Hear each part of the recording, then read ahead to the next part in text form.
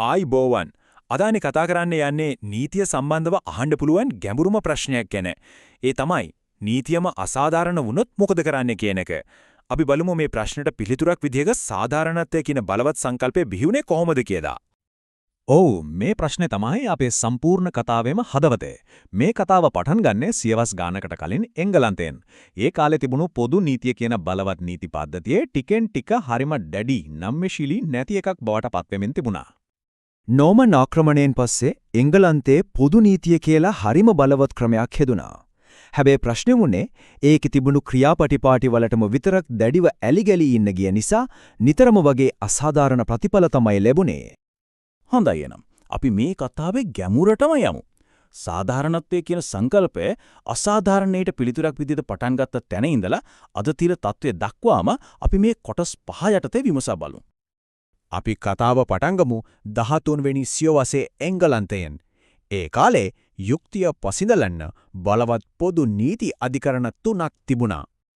මේ අධිකරණ වැඩ කළේ හරිම තද නීති රීති රාමුවක් ඇතුලේ. හිතන්නකෝ කෙනෙක් වංචාවකට අහු වුණත් ඒක නීති පොතේ තියෙන වචනවලට එකට එක ගැලපෙන්නේ නැත්තම් එයාට යුක්තියක් ඉෂ්ට වෙන්නේ නැහැ. සාධාරණ දුක්ගැනවිල්ලක් තිබුණත් කිසිම පිළියමක් නැතුව ගෙදර යන්න තමයි සිද්ධ වුනේ.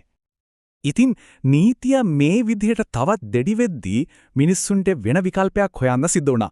ඒ අයලා යුක්තිය ඉල්ලගෙන ගියේ රටේ ඉහළම අධිකාරිය. ඒ කියන්නේ රජතුමා ගාවට.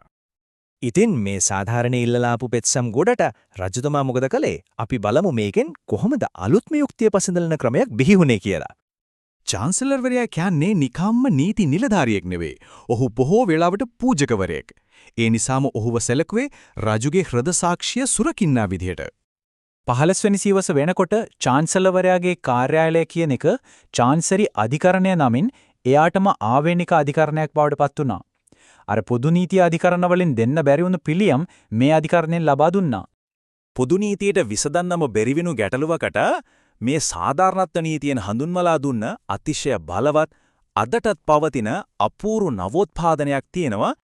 මේ භාරය කියන සංකල්පෙන් සාධාරණත්ව නීතියේ බලය හරි අපූර්වට පැහැදිලි වෙනවා. හිතන්න ඉඩම් හිමියෙක් යුද්ධයට යනවා. පළවෙනි පියවර එයා එයාගේ ඉඩම හොඳම යාළුවෙකුට පවරනවා.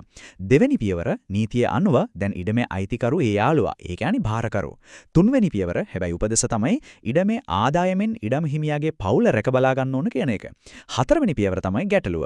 පොදු නීතිය පිළිගත්තේ යාළුවාගේ නීත්‍යානුකූල අයිතිය විතරයි. එයාට ඕන නම් පවුලට සතයක්වත් නොදී ඉඩම තියාගන්න පුළුවන්. නමුත් පස්වෙනි පියවර විදිහට චාන්සරි අධිකරණයේ මැදිහත් වෙලා මුල් එකඟතාවය බලාත්මක කරලා අර පවුලේ අයිතිවාසිකම් ආරක්ෂා කළා.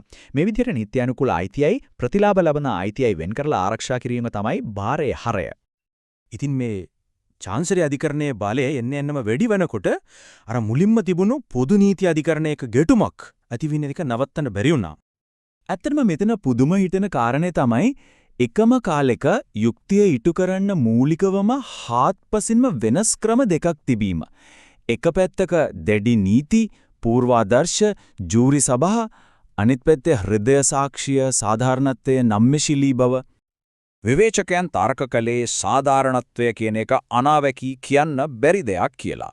ඒ අය මේක ප්‍රසිද්ධියම කිව්වේ සාධාරණත්වය කියන්නේ චාන්සලර්ගේ කකුලේ දිග වගේ කියලයි.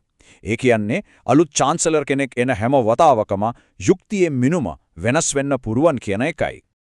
මේ නොසන්සුන්කාරී තත්ත්වය අවසානයේදී මහා සටනක් බවට පත් වුණා.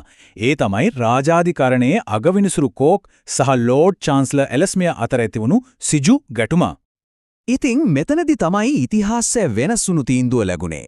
මේ ප්‍රශ්නය පළමුවන ජේම්ස් රජතුමා ගාවට ගියාම එතුමා තීන්දුව කළා චාන්සලර්වරයා සහ චාන්සරි අධිකරණය නිවැරදි කියලා. ඒ තීන්දුවෙන් දැවන්ත පූර්වාදර්ශයක් ඇති වුණා.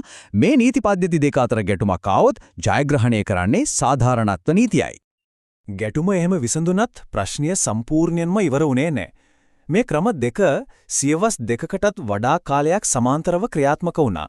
මේ නිසා නඩු කටයුතු හරිම සංකීර්ණ, වියදම් අධික දෙයක් බවට පත් වුණා. මේකට අවසාන විසඳුම ලැබුණේ 19 වෙනි සියවසේදී. ඒ තමයි අධිකරණ සංවිධාන පනත්. මේ පනත් මගින් මුළු එංගලන්ත අධිකරණ පද්ධතියම මූලිකවම ප්‍රතිසංවිධානය කළා. මේ පනත්වලින් කලේ නීතියේ සහ සාධාරණත්වය පරිපාලනය එකතු කරපු එක. ඒ කියන්නේ ඕනෑම අධිකරණයකට දැන් දෙකේම මූලධර්ම පාවිච්චි කරන්න පුළුවන්. හැබැයි මහාචාර්ය ඇෂ්බර්න් කිව්වා වගේ නීති ගංගා දෙක එකම ඇලක ගලාගෙන ගියත් ඒවයේ වතුර මිශ්‍ර වුණේ නැහැ. මූලධර්ම වෙන්වෙන්ම පැවතුණා. ඉතින් මෙතන තියෙන තීරණාත්මකම කාරණය තමයි මේක. අර Earl of Oxfordගේ නඩුවේදී ඇතිවුණු මූලධර්මය 1973 පනතින් නීතියක් බවටම පත් කළා.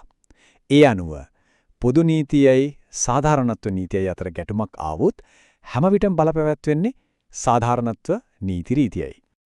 මේ සියවස් ගණනාවක් දිගහැරුණු කතාව අවසානයේදී අපිට වැදගත් සිතුවිල්ලක් ඉතිරි කරනවා. ඒ තමයි නීතියේ ස්ථාවර බව සහ එක් පුද්ගලයාට ඉටුවිය යුතු යුක්තිය අතර සමබරතාවය හොයාගන්න කරන සටන ඇතරම ඉවරද නැත්නම් අදටත් ඒ සටන අපේ නීති පද්ධතිය ඇතුලේ දිගටම සිද්ධ වෙනවද කියන එක.